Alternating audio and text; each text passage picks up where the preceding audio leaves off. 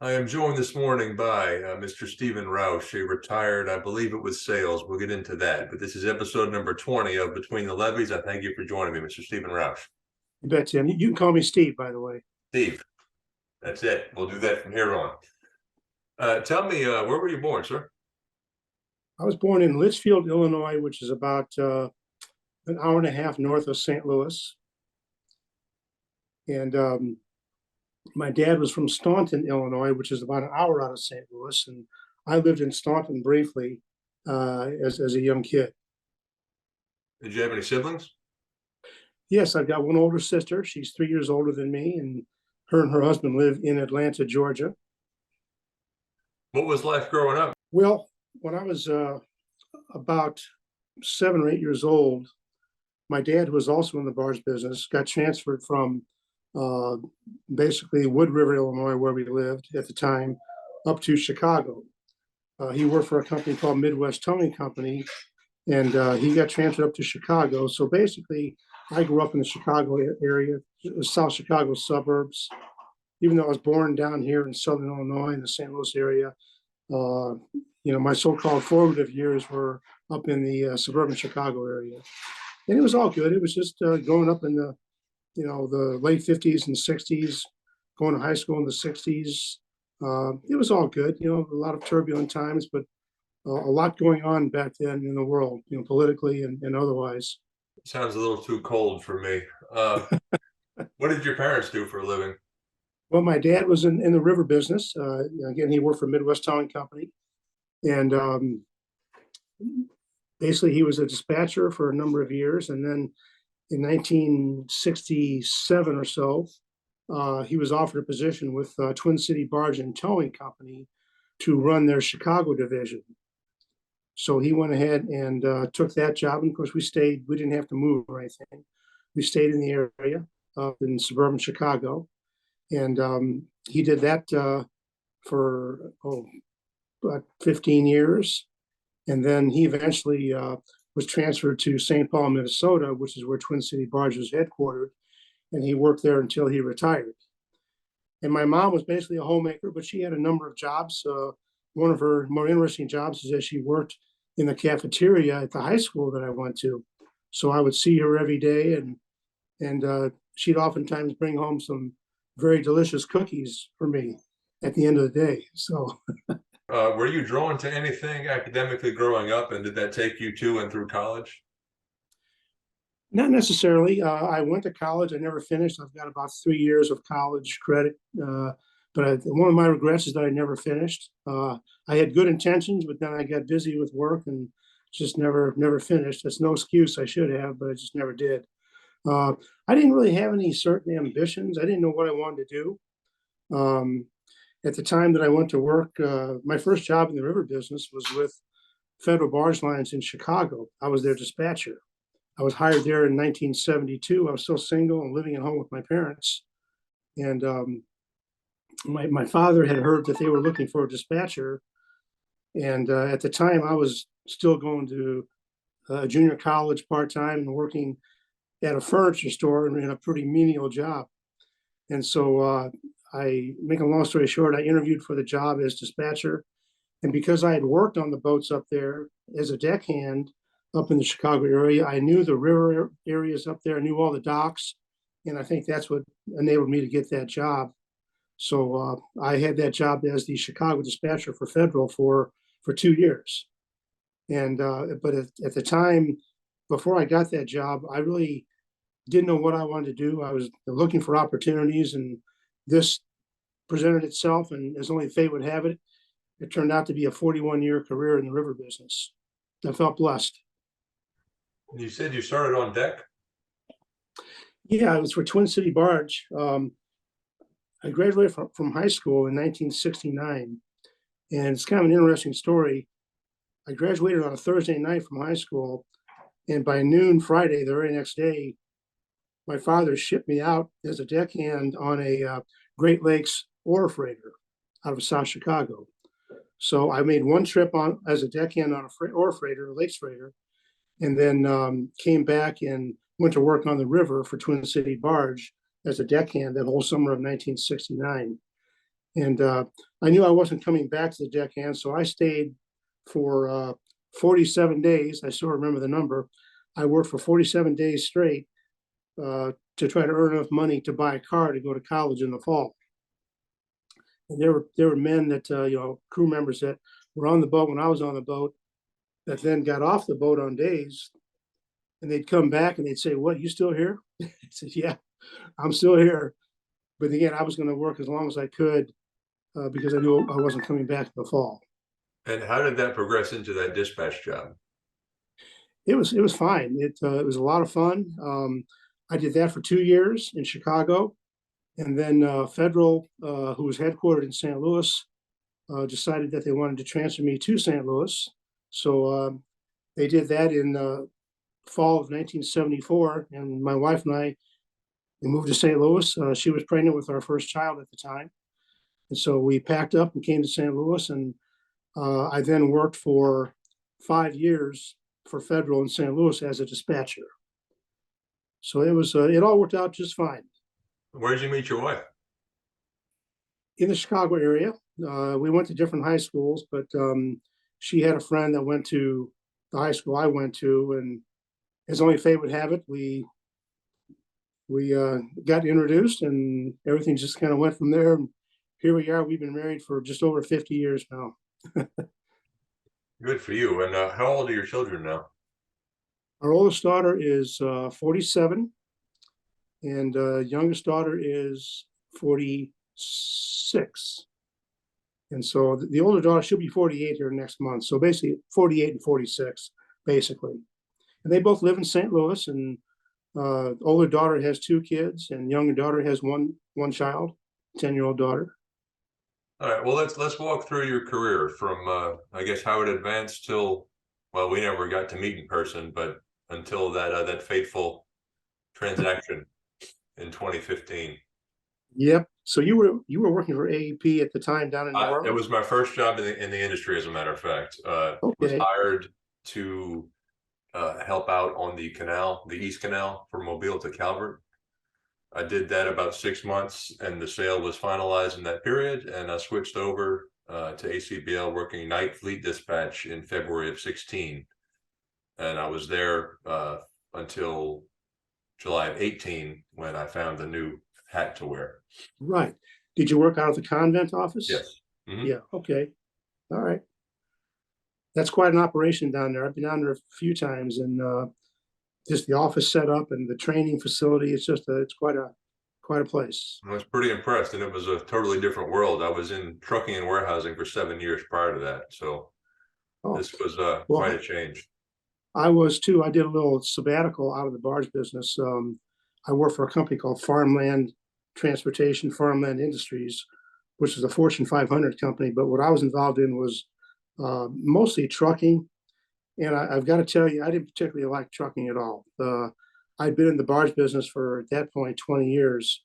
And to go into trucking, I just didn't care for it at all. Just the whole demeanor of the way it operated, I just didn't like it. It's a very different world. But let's walk through your career. You're a dispatcher for a couple of years. You moved to St. Louis for a job, right? Right. Yeah. Federal Barge Line brought us to St. Louis. What are you doing there? I was dispatching in the home office and doing different river areas, which I enjoyed. And I was kind of known as the boat riding dispatcher, because even when I was with MEMCO and AEP, I would get out and ride the boats every now and then, just because I wanted to. No one ever told me to do that or asked me to do it. I just wanted to do it. Maybe that's because I had worked on the boats at one time, so I enjoyed being out there and seeing things. But I worked for Federal from 74 in St. Louis, from 74 to 79. And then I was offered a job with ConAgra, which is a big, large food company, basically. But ConAgra was starting a barge and grain division in St. Louis. And they contacted me about joining them to basically run their daily barge operation.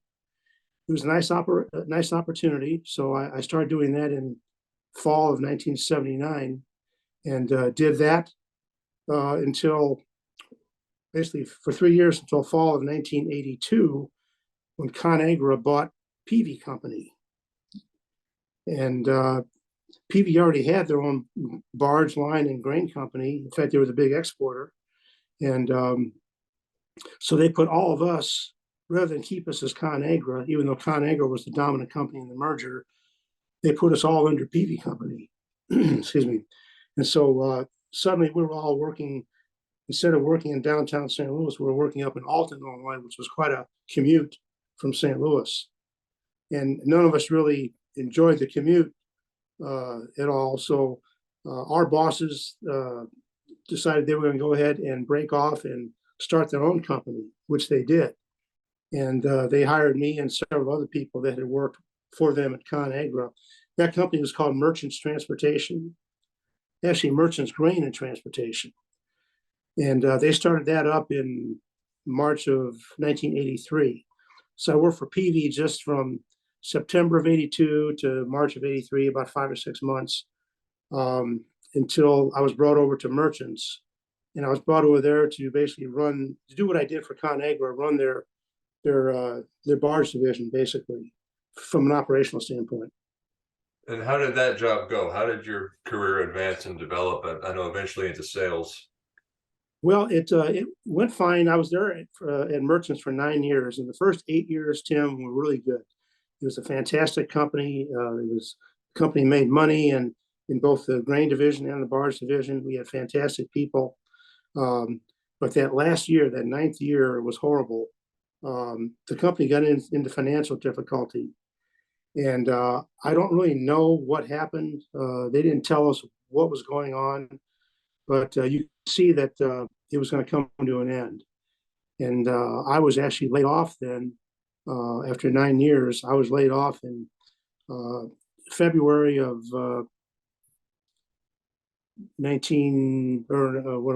2000, whatever, drawing a blank. But I was laid off, and then I was hired by Valley Line. Valley was already in the process of being acquired by ACBL. And the person that had hired me at ConAgra and Merchants he was president of Valley Line at that time. And he asked me if I'd be willing to come over and help them try to keep things running during the transition, because people were bailing out of Valley Line left and right because they were being sold. And I didn't have another job at the time, so I was happy to have that. So I went to work for Valley Line just for about 5 months. And that was 1992. So from like March of 92 to July of 92, I was with Valley Line just on an interim basis to help hold things together. And then that job ended. And basically, I was without a job for almost 1 year, which was not fun. So did you sign on with ACBL at the time of the acquisition? No, I wasn't offered a job with ACBL, even though they were buying Valley Line. They didn't offer me a job. They offered some people positions, but they didn't offer me one. And most of the dispatchers were not offered positions there. So basically, myself and other people were pretty much out in the cold after that. I wanted to get back in the barge business very badly, but at that time, the river business was in kind of a down cycle in 92. And barge lines were just not hiring all that much. So I was without a job completely, no job whatsoever, for almost 1 year, from basically July of 92 to June of 93, when I was hired by Farmland Transportation here in St. Louis to be involved in that trucking operation. I did a little barge work for Farmland, just tracing barges. They, since I knew the river area, they'd come to me with requests about barge movements or what have you. But 90% of my job with Farmland was the trucking brokerage, which, like we were saying before, I didn't really care for that at all. Tell me, what's your experience in trucking brokerage? Well, we had some customers, and then they would give us their freight, and then or they'd offer us, they show us freight moves, and by email basically, and then we would go out to different truck lines trucking firms that we dealt with, and we get an offer from them. We would ask them, what, are you interested in this move, and how much would you want for it? And maybe 90 cents a mile or something like that. And so we'd go with that. We'd add something onto it per mile and some of the terms and add a little onto it. Not much, but just a little bit for a profit. And then we'd go back to our customer and make an offer. And sometimes we'd get the job, sometimes we wouldn't. But we basically did a brokerage. Even though Farmland had a large fleet of their own trucks, we hardly ever used our own trucks for that. They were preoccupied with their own product, moving to their different facilities. So we'd use outside trucking firms. And again, I just didn't care for that at all. The trucking culture is a lot different than the barge line culture, which I'm sure you can identify. Yes, sir, I can. Where did your career take you next? Well, I worked for Farmland for a year and a half, and Midwest Marine Management Company in St. Louis, a barge line, they were looking for a dispatcher. And I knew the people there that owned the company. And so I contacted them and told them that I was very interested in joining them in filling that position. And so I interviewed with them and got the job. And I started with them in January of '95, and then worked for them for 3 years.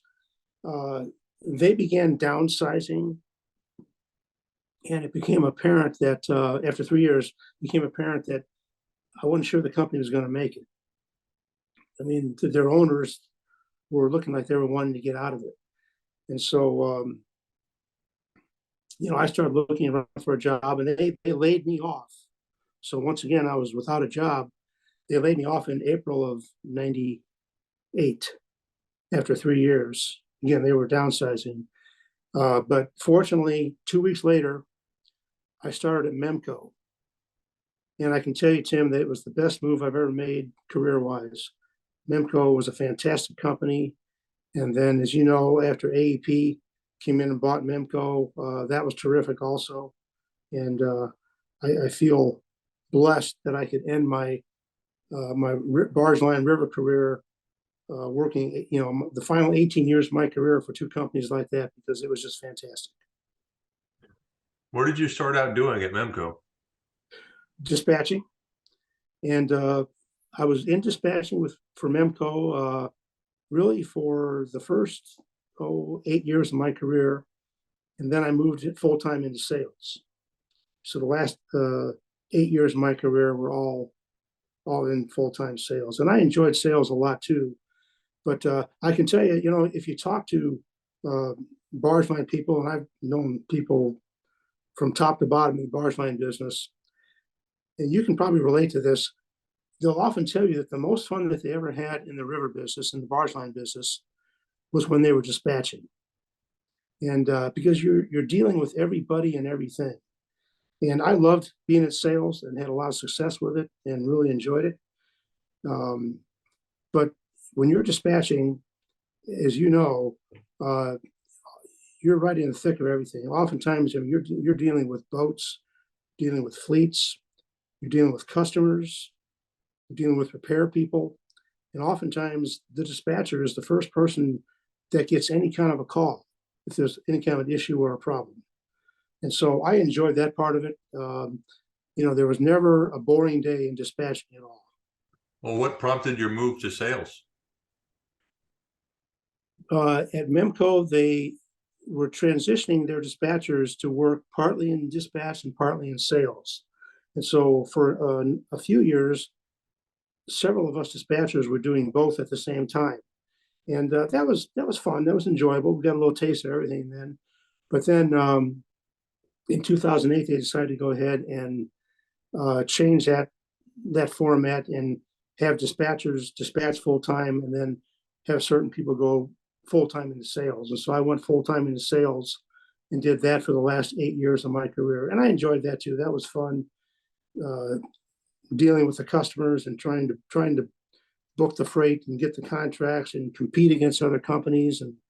And we had a lot of success. We didn't always get the business, but a lot of times we did. And I enjoyed the competition, and I enjoyed the uh, the daily role of dealing with the customers and trying to take care of what they needed to get done.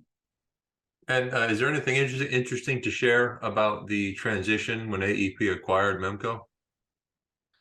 No, it happened, as you know, in the fall of 2015, and that was right when I turned 65. And I thought about staying on. I could have stayed on, I think, but I didn't want to string them along. And with the severance that AEP was offering their employees, and the fact that I was just turning 65, it was really too good to pass up. So I let AEP know and ACBO know up front that I'd be happy to stay on for as long as needed during the transition, but that I was not going to be coming on board full time. And they were fine with that. They appreciated me letting them know. They were fine with that. And so I stayed on until the middle of March of 2016. They told me ahead of time what my last day was going to be, which I appreciated. And I worked there until that last day and walked out that door. It was a very strange feeling walking out that door for the last time after 18 years. But it was kind of a sad feeling too. Most people were gone by then, so there weren't many people left. But it was kind of a sad feeling because my dad was in the business before I was, and I was in it for 41 years. And to think that, wow, this whole thing is coming to an end right now, it was sad. I got to tell you, it was kind of had a lump in my throat. Yeah. Was there anything interesting on the back in the day, Memco to AEP, that transition? I'll tell you, Tim, that was the smoothest thing I've ever seen. And going to ACBO was pretty smooth too. But when AEP came in and bought Memco, AEP was fantastic. They, they welcomed us. They made us all feel welcome as part of the family, which we were part of the family. It was just for two companies as large as AEP and Memco were. Um, it was a very smooth transition because, as you know, AEP already had their own barge line. So they were integrating their barge line with our barge line, two large barge lines. And that was not easy, but it was done very well, very organized. And they brought several of their AEP dispatchers over to St. Louis to work in our office. And that really helped the transition because suddenly we were all truly one family, one barge line. And again, it just was amazing to me and everyone else how smoothly that transition went. And again, AEP welcomed us into their family, and it was a tremendous 18 years working for them. It was just fantastic. Had you already jumped into sales full time prior to that acquisition? Right. Yeah, the last 8 years of my career, I was in full time sales, so I just stayed doing that. This may be a boring question to you, but tell me the day in the life of a barge freight salesman. Well, for me, first thing I guess my dispatching roots always came to the forefront first. Every morning, first thing I would do, uh, I'd call up all my customer accounts and look and see where all the barges were, and to make sure to see if they were scheduled and moving, which they usually were. Um, but I always wanted to know where all my customers' barges were and what they were doing. The one thing I didn't ever want to have happen was a customer call me with an issue or a complaint or a concern about maybe thinking that their barges weren't moving and me not have any idea where their barges were. I knew every day, and I mean literally every day, where all my customers' barges were. So if they called me, I knew exactly where their stuff was. So that's how I started every day. And then the rest of the days were uh, talking to customers. I didn't want to bug them every day, but call them a couple times a week just to say hello and ask questions or how are things going, everything going okay. Just to let them know that I'm watching their stuff and watching out for them. And but you can't bug them too much because then you become a nuisance. So I would call them maybe once or twice a week, or if I saw a potential problem or an issue, I would call them. But for the most part, I would stay in touch on a fairly regular basis just to let them know that we're watching out for them and see if they had any questions. Then there were other times when uh, you'd be asked to quote on certain moves. They might have a new move coming up. They'd ask you to quote on it, so you go ahead, you work up the numbers and put together a rate and then quote it and hope that you get the business. Usually we did, but not always. And sometimes the competition came in and with a better offer, and that was just the way it worked in a free and fair market. And finally, I guess, are there any interesting stories that come to mind? Any highlights of your career from decking all the way to that last day you closed the door behind you? Oh wow. Well, when I was decking, when I was just 18 years old, I had no idea at that time that that was actually a prelude to what would become a 41-year career in the river business. I was just doing it as a job, summer job before going to college. Um, but when I look back at all of the places I've worked for 8 or 9 different barge plants. What was always interesting to me is how each company, we all operate on the same rivers basically and operate boats and dispatching and that type of thing and sales. But every company had their own way of doing things. And there's no particular right way or wrong way. It's just the way that works for you and your company. And so it was interesting to see the way all these different companies operated. I'm partial to the way Memco and AEP operated. With you remember MMS, the dispatch system at Memco? Yes, yes, yes, I do. Yeah, yeah. I thought that was just a fantastic system. It encompassed everything: dispatching, sales, freight contracts. You could run all sorts of customer reports. It was just a fantastic system. So to me, that was the best system I had ever seen. Um, but as far as things that stuck out to me in my career, just all the things I got to do, places I got to go, people I got to work with. Uh, they say that I don't know who they is, but they say that uh, if you enjoy your job, you never have to go to work or you never have to work a day in your life. And I can honestly say that I enjoyed my job every day, that I felt fortunate to have a job. I went a couple of periods of time when I didn't have a job, and that was no fun. So I always appreciated the fact that I had a job and was able to uh, have a job that I enjoyed. I've known people, and you probably have too, that just hated their jobs. I never did. I always enjoyed my job, look forward to coming to work every day and being in the barge business.